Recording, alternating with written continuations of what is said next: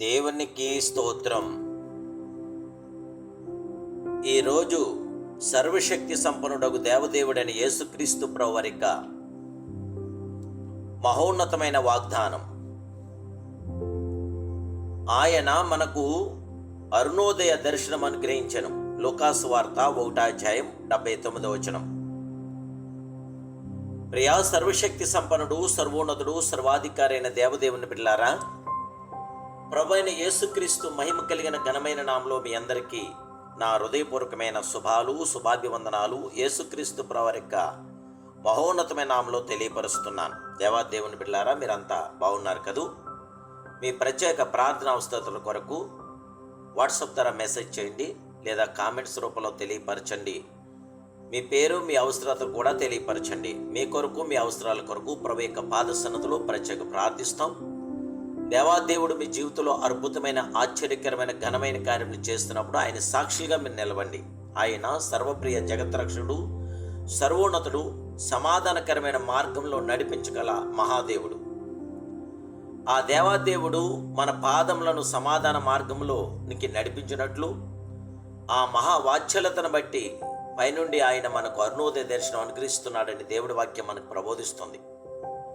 మీ మట్టుకు మీరు నడుచుకున్నటను, ప్రభు మిమ్మల్ని నడిపించుటకును మధ్య గొప్ప వ్యత్యాసం కలదు. దేవదేవుని బిడ్డలారా, ప్రభు మార్గమంతా నెమ్మది, సంతృప్తి, అది లోకం ఇవ్వలేని, తీసుకొనలేని సమాధానము, సంతోషము. ప్రతి దేవుని బిడ్డకు 3 విధములుగా సమాధానం కావలేను. ఒకటి, దేవునితో సమాధానం కావలేను. రెండవదిగా, మనుషులతో కూడా మనకి సమాధానం కావలేను. మూడవది చూస్తే, తన హృదయమందు సమాధానము, విశ్వాసం మూలముగా మనం నీతిమంతులుగా తీర్చబడి మన ప్రభుని యేసుక్రీస్తు ద్వారా దేవునితో సమాధానం కలిగి ఉందాము. దేవుని యొద్ద సమాధానం పొందుకుంటే కాదు, మనుషులతోనూ సమాధానం పడవలేను. ఎవరి మీదనైనను మీకు చేదు వైరాగ్యం ఉన్న ఎడల వారి యొద్ద క్షమాపణ అడిగి మంచి మనసుతో సమాధాన పడండి. అపవాది తప్ప మీకు ఎవరూ శత్రువులు ఉండకూడదు. దేవుని బిడ్డలారా, ఎప్పుడు మీరు రక్తమాంసములతో పోరాడుచుండకూడదు. మన ప్రభు సమాధానకర్తకు అధిపతి అని యెషయా గ్రంథం 9:6 తెలియపరుస్తుంది. ఆయన సమాధానమునకు కారకుడు.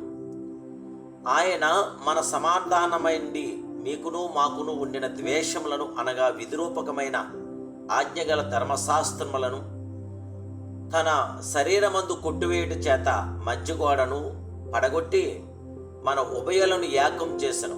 ఇట్లు సంధి చేయుచు ఈ ఇద్దరిని తన యందు ఒక నూతన పురుషునిగా సృష్టించిన మహామహుడైన తన శిలువ వలన ఆ ద్వేషమును సంహరించాడు. దాని ద్వారా వీరిద్దరిని ఏక శరీరముగా చేసి దేవునితో సమాధాన పరచవలనని ఇలాగు చేసెను గనక ఆయనయే మనకు సమాధాన కారకుడై ఉన్నాడని ఎఫెసీయులకు రాసిన పత్రిక 2:14-16 మనకు తెలియపరుస్తున్నాయి. అంతేకాదు, మీలో మీకు సమాధానం కావలెను. నేరారోపణ చేయి మనస్సాక్షి కొందరిని దివారాత్రులు బాధించుండును గనుక అంతరంగంలో సమాధానం ఉండదు.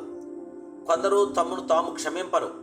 నేను ఇలాగు చేయక అలాగూ చేయు ఉండవల్లని దివారాత్రులు తాము నిందించుకుంటూ ఉంటారు. దేవుని బిడ్డలారా, గతకాల సంఘటనల కొరకు కన్నీరు కార్చి ప్రార్థించిన తర్వాత ప్రభు యొద్ద ఒప్పుకోలు చేసి తిని ఆయన నన్ను క్షమించను, విశ్వాసం కావలను. అప్పుడే గొప్ప సమాధానము మన హృదయం ముందు నింపును. దేవుని బిడ్డలారా, మన ప్రభు మనకు శాంతి ఇవ్వగల మహాదేవుడు. మన ప్రభు మనకు శాంతిని వాగ్దానం చేస్తున్నాడు. శాంతి సమాధానం మీకు అనుగ్రహించి వెళ్ళుచున్నాను, నా శాంతిని మీకు అనుగ్రహిస్తున్నాను. లోకం ఇచ్చినట్లుగా కాదు, నేను మీకు అనుగ్రహించట్లేదు. మీ హృదయమును కలవరపడనీయకండి, వెరవనీయకండి అని యోహాను సువార్త 14:27 ఆయన చెప్పాడు. పదే పదే యేసుక్రీస్తును పిలవండి, ఆయన స్థిరముగా పట్టుకోనండి, ఆయన వాగ్దానంలో ఒప్పుకోలు చేయండి.